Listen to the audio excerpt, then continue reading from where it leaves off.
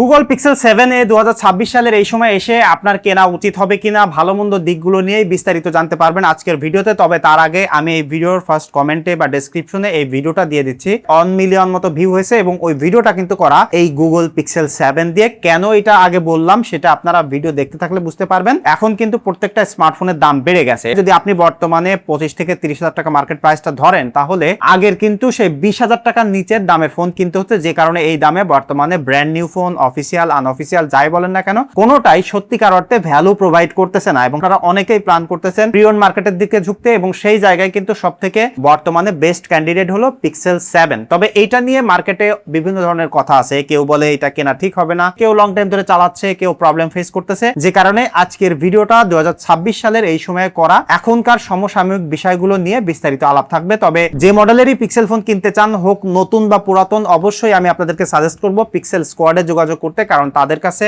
Best কোয়ালিটির পিক্সেলের device কিনতে পারবেন। দেখেন মার্কেটে ফোন কিনতে গেলে প্রাইস 200-500 টাকা এদিক সেদিক হইলেও আমি বলবো এমন একটা জায়গা থেকে কেনেন যাদেরকে ট্রাস্ট করতে পারবেন বা আফটার সেল সার্ভিস ভালো, কিনে ঠকে যাওয়ার পসিবিলিটি থাকবে না। যে কারণে আপনাদেরকে আমি পিক্সেল স্কোয়াড সাজেস্ট করতেছি। যমুনা ফিউচার পার্কে তাদের শোরুম আছে, এই ভিডিও ডেসক্রিপশনে অথবা ফার্স্ট কমেন্টে আমি বিস্তারিত দিয়ে দিচ্ছি। যাদের দরকার কন্ট্যাক্ট করতে পারেন, অথবা বাংলাদেশের যে কোনো প্রান্ত থেকে আপনারা চাইলে কুরিয়ার করেও তাদের কাছ থেকে প্রোডাক্ট নিয়ে নিতে পারেন। এবার মূল আলাপে আসা যাক যে গুগল পিক্সেল 7 আপনার কেনা ঠিক হবে কিনা। তো একদম প্রথমত ডিজাইন এবং বিল্ড কোয়ালিটি থেকে আসতে চাই, কারণ 25 থেকে 30,000 টাকায় যে স্মার্টফোন গুলো পাওয়া যায় সেগুলোতে কোনোটাই গ্লাস তো পাবেনই না, মেটাল তো পাবেনই না, সম্পূর্ণ প্লাস্টিক বিল্ডের হবে। তবে এই ফোনটাতে মেটালের ফ্রেম রয়েছে, ক্যামেরা বামটা মেটাল ব্যবহার করা হয়েছে, সামনে পিছনে গরিলা গ্লাস ভিক্টাস ব্যবহার করা হয়েছে, অর্থাৎ ট্রু একটা ফ্ল্যাগশিপ ফোন বা ফ্ল্যাগশিপ বিল্ড কোয়ালিটির ফোন আপনারা পেয়ে যাচ্ছেন। এবং ফোনটা কিন্তু খুবই কম্প্যাক্ট সাইজের, ওয়ান হ্যান্ডে খুবই ইজিলি ব্যবহার করতে পারবেন, যে কোনো পকেটে ইজিলি ফিট ইন হয়ে যায়। মানে ছোটখাটো প্রিমিয়াম বিল্ড কোয়ালিটির একটা ফোন। এখানে ডুয়াল সিম সাপোর্ট করে, stereo speaker, fast charging support, মোটামুটি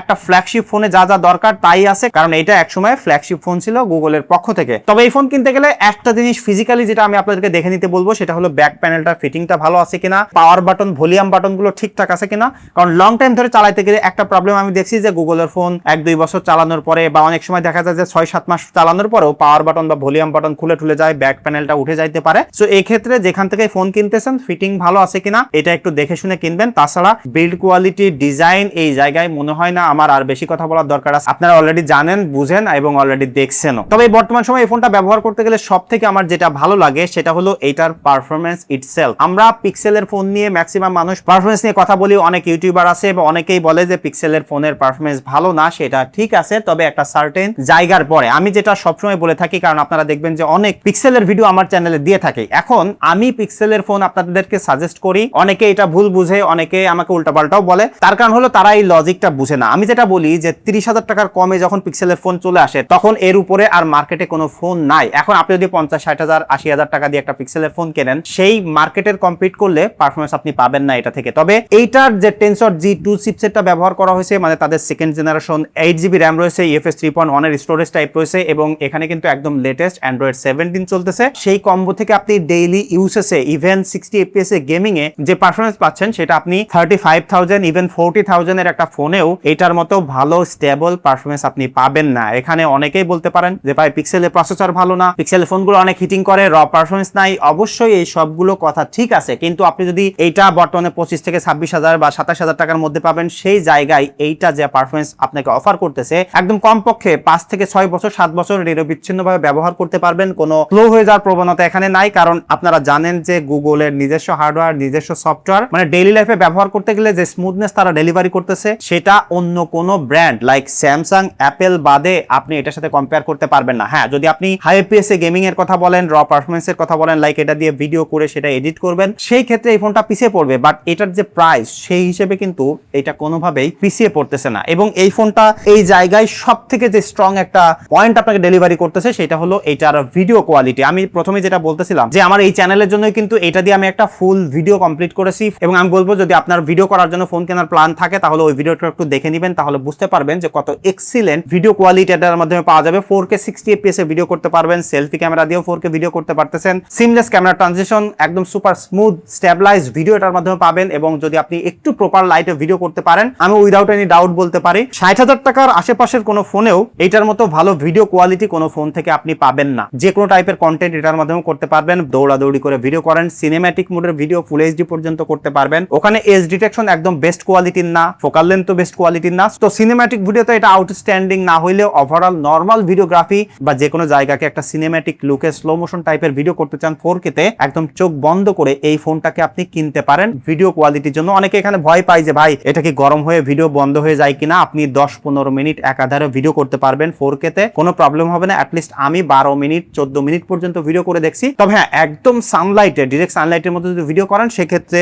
এটা 5-7 মিনিট 8 মিনিট পরে প্রবলেম হইতে পারে। তবে আমার মনে হয় না যে অত লম্বা একটা টেক আপনার নেওয়া প্রয়োজন হবে। যদি প্রয়োজন হয় সেক্ষেত্রে সিচুয়েশনটা আলাদা হইতে পারে। তবে এসি রুমের মধ্যে যদি ভিডিও করেন তাহলে কোনো প্রবলেম হবে না। আর যদি নর্মাল ফটোগ্রাফির কথা বলি, আপনারা পিক্সেলের ফটোগ্রাফি সম্পর্কে অলরেডি জানেন এবং ফোন নিয়ে আমি অলরেডি অনেক ভিডিও বানিয়েছি। আপনারা এটার কয়েকটা স্যাম্পল দিয়ে দিচ্ছি, দেখে নেন। আমার আরো ভিডিও আছে, সেটাও দেখে নিতে পারেন। এই বাজেটে যে ফোনগুলো আছে, ব্র্যান্ড নিউ ফোন, অফিসিয়াল বা আনঅফিসিয়াল যার সাথে কম্পেয়ার করেন না কেন, এইটার ধারে কাছে আসতে পারবে না। এবং যদি পোর্ট্রেটের কথা বলি, ডিএসএলআর লেভেলের এজ ডিটেকশন পাবেন না। কিছু কিছু সময় খুবই ভালো পাবেন, কিছু কিছু সময় একদম মারাত্মকভাবে ছেড়ে দিবে। ব্যাকগ্রাউন্ড ব্লার করে ছবি তোলার ক্ষেত্রে কিছু জায়গায় কম্প্রোমাইজ গুগলের একদম লেটেস্ট ডিভাইসেও আছে। তবে এইটাকে ওই জায়গায় জাজ করা যাচ্ছে না। একদম কিং অফ ফটোগ্রাফি ভিডিওগ্রাফি এই বাজেটের ফোনে আমি বলতে পারি বর্তমান সময়ে। যদি লো লাইটে তোলেন, কন্ট্রাস্টি লাইটে তোলেন, প্রপার লাইটে তুললে তো কোনো কথাই নাই। ওভারঅল যেটা আমি বললাম যে কিং অফ ক্যামেরা অবশ্যই বর্তমানে এইটা। তবে 2022 সালে রিলিজ হওয়ার কারণে ফোনটার কিন্তু বর্তমানে প্রায় 4 বছরের মতো বয়স হয়ে যাচ্ছে। তো এই জায়গায় এই সময় এসে দুইটা জায়গায় একটু কম্প্রোমাইজ আছে। তবে প্রথমটা আপনাদের কাছে কম্প্রোমাইজ নাও মনে হইতে পারে, সেটা হলো এটার যে ডিসপ্লে চিন বেজেলটা আছে, এটা কয়েকদিন ব্যবহার করলে ইউজ টু হয়ে যাইতে হয়, খুব বেশি প্রবলেম হয় না। এখানে 6.3 ইঞ্চির একটা ডিসপ্লে আছে, 90 হার্টজের রিফ্রেশ রেট রয়েছে। ডেইলি লাইফে ব্যবহার করতে গেলে সুপার স্মুথ এক্সপেরিয়েন্স পাবেন। এটা নিয়ে কথা বলে সময় নষ্ট করতে চাই না। পিক্সেলের ডিভাইসে যে পারফরমেন্স আছে, আপনি